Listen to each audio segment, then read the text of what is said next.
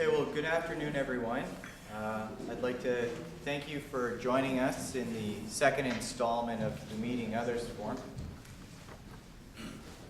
And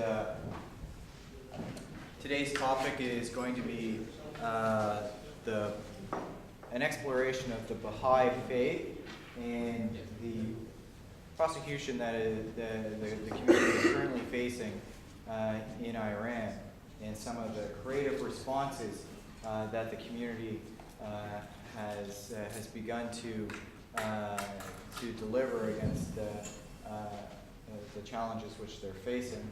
Our presenters are Drs. William and Debbie van den Hoonaard, and I'd like to, first of all, thank Will for being very persistent in ensuring that I'm always up to date on the latest developments of the Baha'i community. And I was very happy to finally have a venue and a platform for the Atlantic Human Rights Center to host an event associated with the Baha'i community, because as I became increasingly aware, as the email alerts built in my email box, this is a truly pressing issue of the gravest concern in terms of a religious minority being prosecuted simply because of being a religion. And even as I was told today, the UN has declared this the most serious prosecution that the world is facing today in terms of a religious minority and even in general. So very pressing, and as the topic relates to the Meeting Others Forum, the Baha'i faith is something that I would venture to guess most are fairly unfamiliar with. So this provides an excellent opportunity to gain a bit of insight in terms of the religious community and the members which make up that community here at St. Thomas. So without any further ado, I'll turn the floor over to Debbie and Will. And in keeping with the format of the Meeting Others Forum, this will be very open, and there will be an encouragement of discussion and a bit of back and forth. So very warm welcome to you both. Thank you.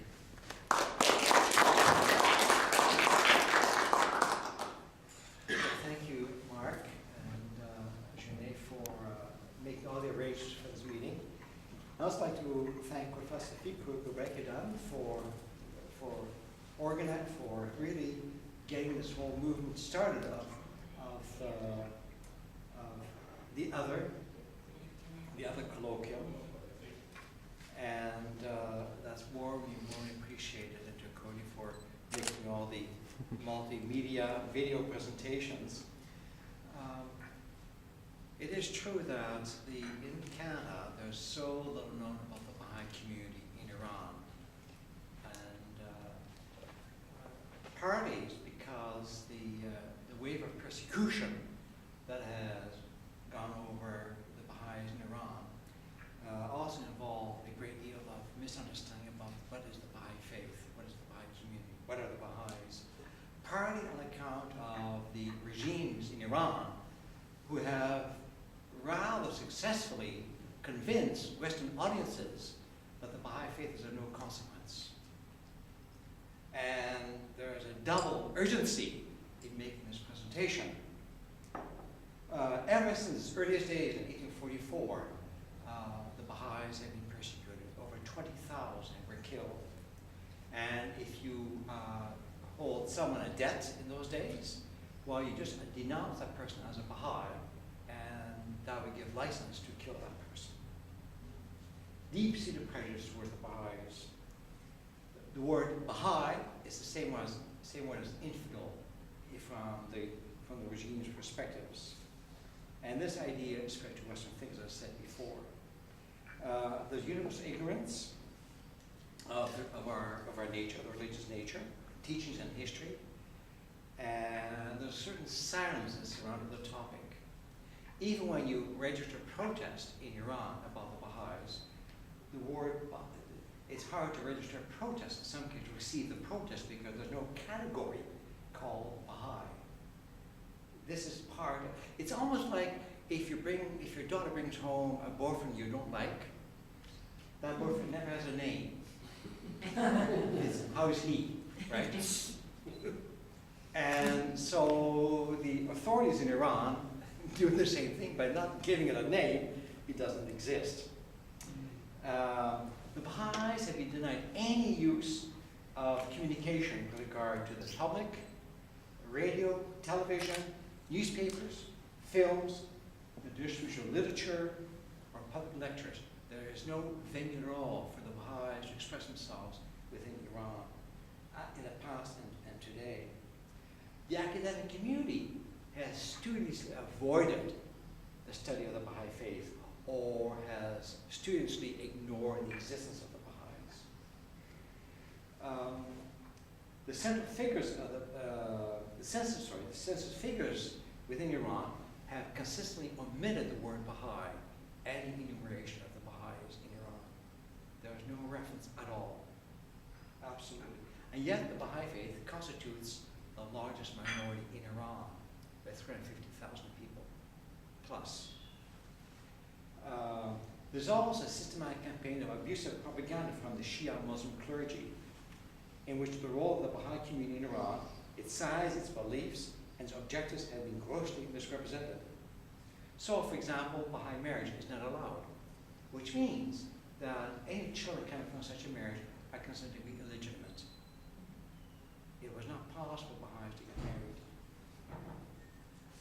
except through some external agencies. So what are the Baha'i teachings? There's early history, 1844, the Baha'i faith started, and the founder of the Bab, it means the gate, only had 6 years to proclaim his faith, and he only was allowed to do this for over a 6-year period before he was executed himself. He proclaimed the coming of Baha'u'llah, who himself was in prison for 39 years to proclaim this faith, and was exiled from Iran to Iraq to the Ottoman Empire, and finally in Akka. His son, Abdul-Baha, who traveled to the West, who traveled to Canada and North America and Europe, was in prison for 57 years.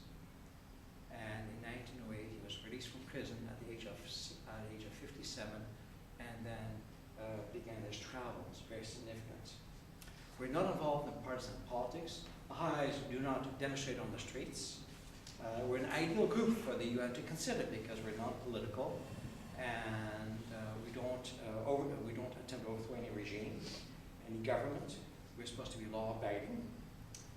And the Baha'i faith is currently spread to all regions in the world, except possibly North Korea, as far as I know, and is acclaimed by the United Nations and by the Economic and Social Council of the United Nations, as well as by UNICEF.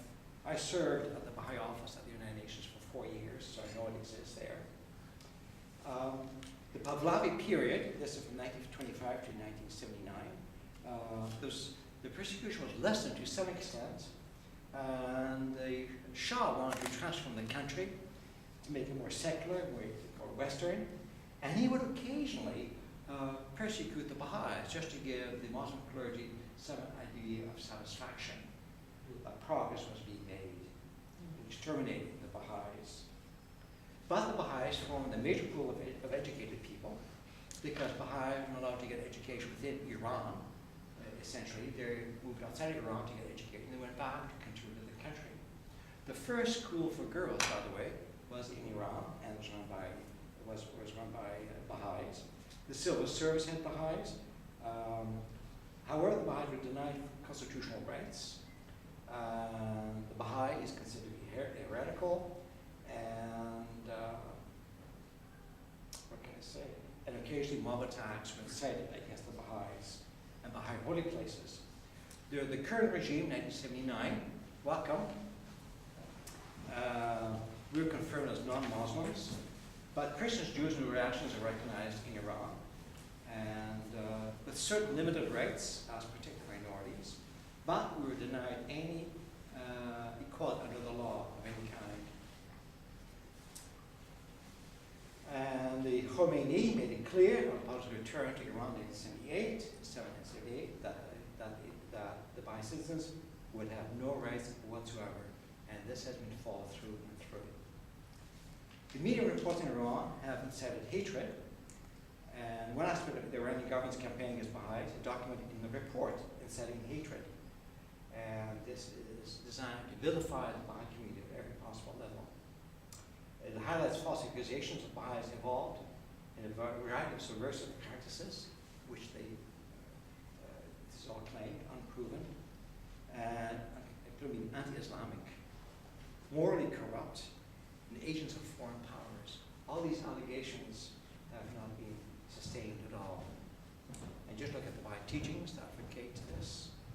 And certainly one Baha'i teaching says that if two people argue about religion, both are wrong. And that's a very elemental fact of the Baha'i faith.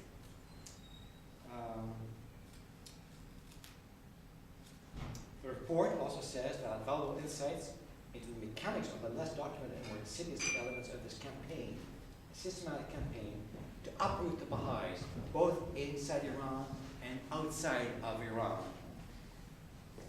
Baha'i websites are regularly invaded by Iranians to discredit the Baha'is and make it more difficult for the Baha'is to operate. Hate speeches are a regular part of life for the Baha'is in Iran. Hate speeches against them, of course. Now, I should show you some videos, maybe quick videos. One is a worldwide campaign by both Baha'is and those who are not Baha'is to show the prison conditions. Over the past couple of years, the national governing body of the Baha'is were in prison, members were in prison, and were held in jail for 2 years without any charges. And finally, the charges were fabricated under mock trials, and in which the 7 Baha'is were given 20 years of imprisonment, including one man who was 77 years old. And these cells are extremely small size. Yeah, just wait. Yeah. Okay. And the video speaks for itself. Just a few minutes.